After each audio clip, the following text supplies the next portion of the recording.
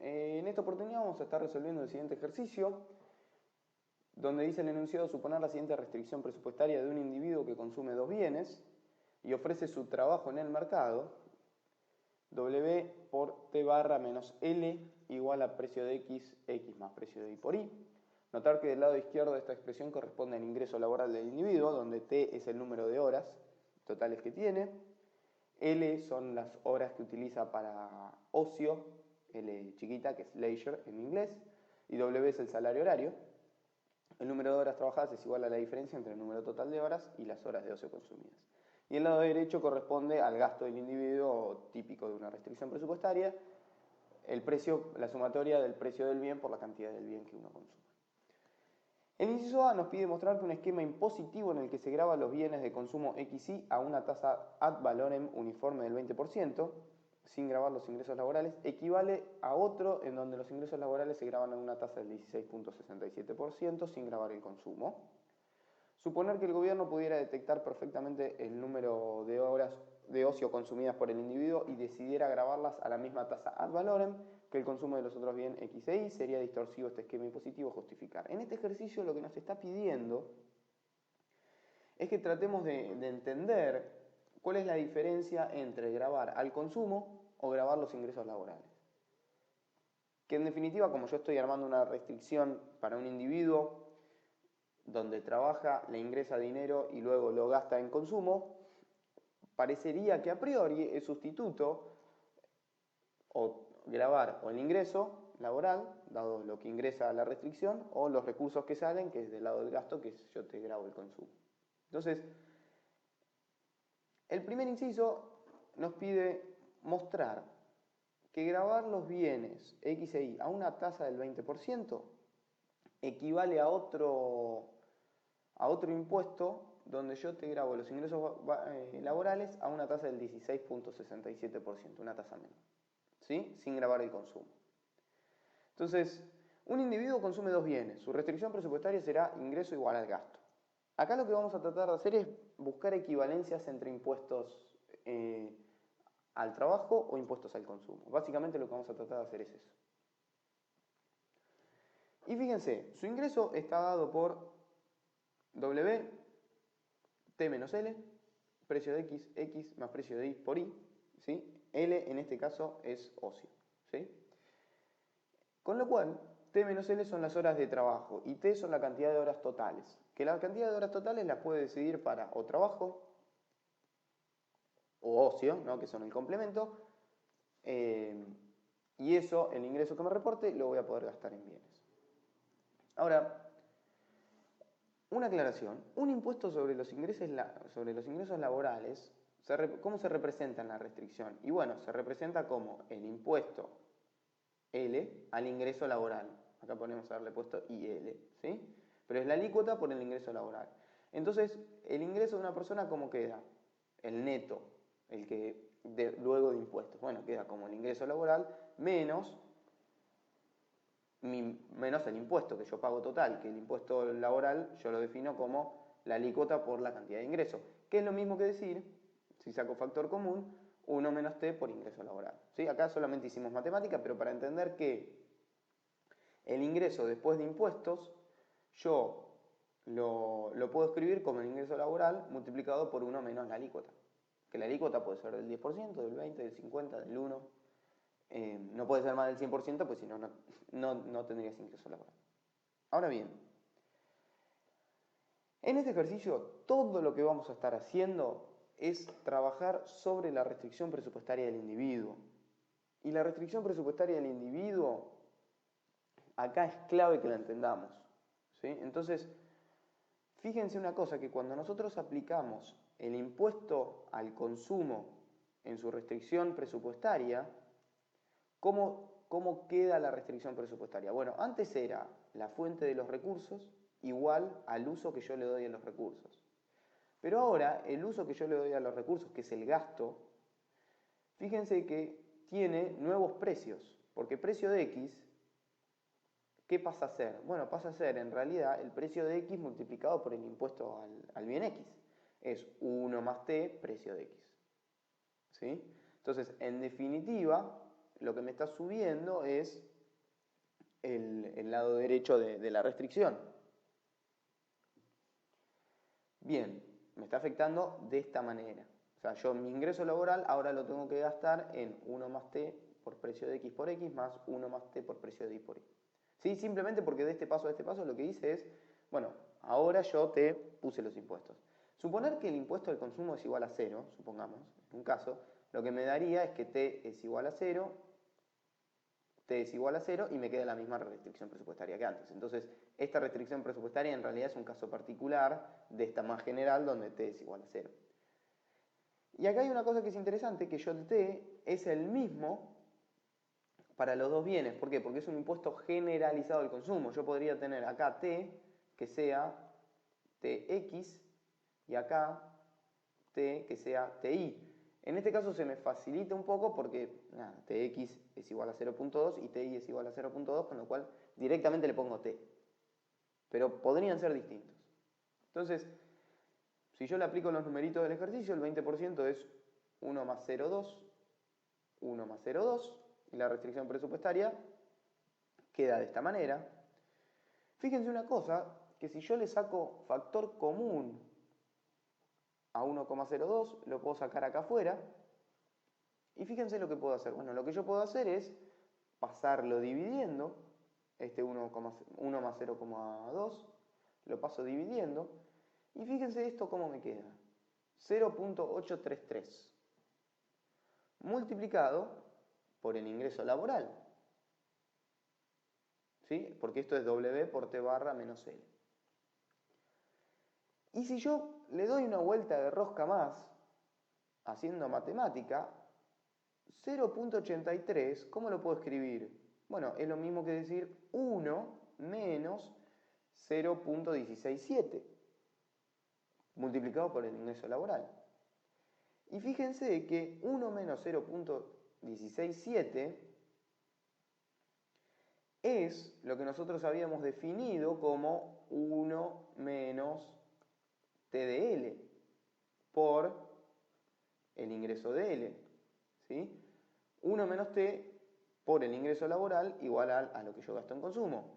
Entonces, fíjense que una alícuota generalizada del 20% al consumo, partiendo desde acá, es lo mismo, porque lógicamente llegamos a que es lo mismo escribir esta restricción de esta manera.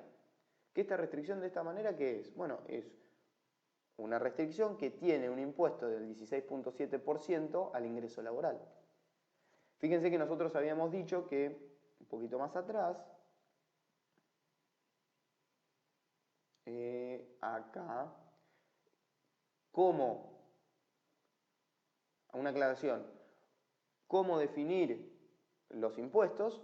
Bueno, este es 1 menos T por el ingreso laboral, ¿sí? En este caso es 16%. Ahora, lo que acá tenemos es una equivalencia entre dos tipos de impuestos distintos, pero que me modifican la restricción presupuestaria de la misma manera. Entonces, decir que yo te cobro el 16.7% al ingreso laboral es lo mismo decirte que yo te cobro el 20% al consumo generalizado. Bien. Ahora, el inciso B nos pide suponer que el gobierno pudiera detectar perfectamente el número de horas de ocio consumidas por el individuo y decidiera gravarlas a la misma tasa ad valorem que el consumo de los otros bienes, X e Y. ¿Sería distorsivo este esquema impositivo? Bueno, ahora lo que vamos a hacer es tratar de pensar la restricción presupuestaria de una manera mucho más general a como la veníamos pensando, y que es pensarla de una manera un poquito menos intuitiva de lo que la veníamos pensando. Entonces, fíjense una cosa, nuestra restricción presupuestaria, que ya habíamos dicho, es mi salario por la cantidad de horas que yo trabajo, es la fuente de los recursos, en lo que yo la gasto. Pero ¿qué pasa si yo hago distributiva en W, a T y a L?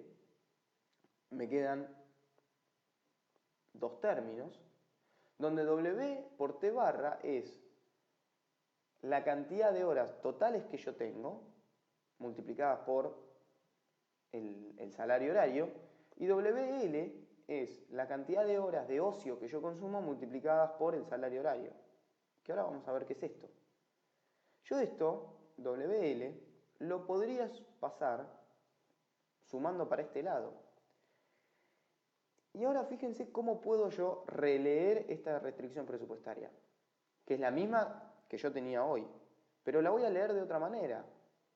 Yo esta restricción presupuestaria la puedo leer como fuente de los recursos y uso de los recursos. ¿Y la fuente de los recursos cuál es? Bueno, vos tenés una cantidad de horas disponibles. Por ejemplo, 24 horas por día. Si vos trabajaras esas 24 horas por día, tendrías 24 por W. Supongamos 10, el salario horario, 24 por 10, 240 pesos para gastar. Y esos 240 pesos para gastar, vos los podrías gastar en el bien X, el bien Y, o también lo podrías gastar en el bien L. ¿Que el bien L qué es? Bueno, el bien L es ocio, cantidad de horas de ocio. Entonces nosotros pensando la restricción presupuestaria de esta manera, lo que estamos diciendo es, tu riqueza total viene de la cantidad de horas trabajadas que vos tengas. Perdón, de la cantidad de horas que vos tengas disponible en el día. Vos después elegís cómo gastarlas, si te las querés gastar en los bienes o te las querés gastar en el ocio.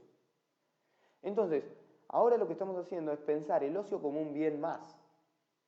Y el ocio tiene un precio. ¿Cuál es el precio? Bueno, el precio es W, es el salario. ¿Y esto por qué? Bueno, justamente porque una hora de ocio tiene un costo de oportunidad. Digo, yo estar sentado en el sillón de mi casa viendo televisión tiene un costo de oportunidad que es salir a trabajar y estar ganando dinero para gastarlo en los otros bienes. Entonces, ese costo de oportunidad es el precio que vos estás pagando por sentarte en el sillón. Y ese precio es justamente W. Entonces, acá lo que estamos diciendo es que la fuente de los recursos ya no pasa a ser tu ingreso laboral, pasa a ser la riqueza total que es potencial. O sea, es W por T barra. Vos ya te la dan. Ahora, la podés efectivizar en ingreso laboral si no consumís nada de ocio. Pero si te gusta el ocio como un bien, tenés que pagar el precio.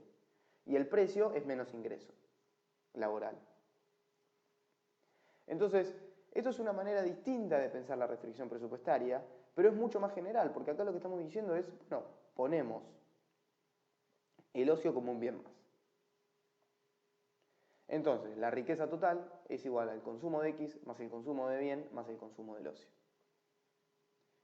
Ahora, el inciso que nos preguntaba, el ejercicio nos decía, bueno, suponer que el gobierno pudiera detectar perfectamente el número de horas de ocio consumidas por el individuo, algo que sería raro de hacer, pero supongamos que lo puede detectar. ¿Qué pasa si yo teóricamente le pongo un impuesto a cada uno de los 3 bienes? Porque ahora no tengo 2, ahora tengo 3. Bueno, si yo grabo todos los bienes, acá simplemente hay que hacer matemática, pero fíjense que es lo mismo que en el inciso anterior, 1 más t, 1 más t, 1 más t, y a mí me queda 1 más t lo saco como factor común, ¿sí? Y yo esto lo puedo pasar para el otro lado, entonces me queda 1 dividido 1 más t. Entonces la nueva restricción presupuestaria me queda multiplicada como gravar los bienes al consumo de bienes y consumo de ocio, es equivalente a gravar con una alícuota de 1 sobre 1 más t a la riqueza total del individuo, que es cobrando un impuesto generalizado del consumo de todos los bienes, es equivalente a un impuesto a la riqueza. Entonces yo ahora, acá, lo que te estoy diciendo es, te estoy grabando la riqueza, pero no la riqueza que vos efectivamente tenés en el banco, si se quiere, sino tu riqueza potencial, que es el salario que vos podés ganar multiplicado por la cantidad de horas totales que vos tenés, que es una riqueza que en definitiva es exógena, viene del mercado, vos no la elegís. No es como tu ingreso laboral que vos decís, bueno, yo elijo trabajar 10 horas, 15 horas, 20 horas. Que eso, si se quiere, de alguna manera depende más de tus decisiones. En cambio, el salario que vos, supongamos que acá el salario es exógeno, ¿no? Digo, viene del mercado. El salario que vos podés ganar y la cantidad de horas que vos podés trabajar, no las decidís vos, eso ya está dado. Entonces fíjense que grabar esto es grabar algo que no depende del individuo.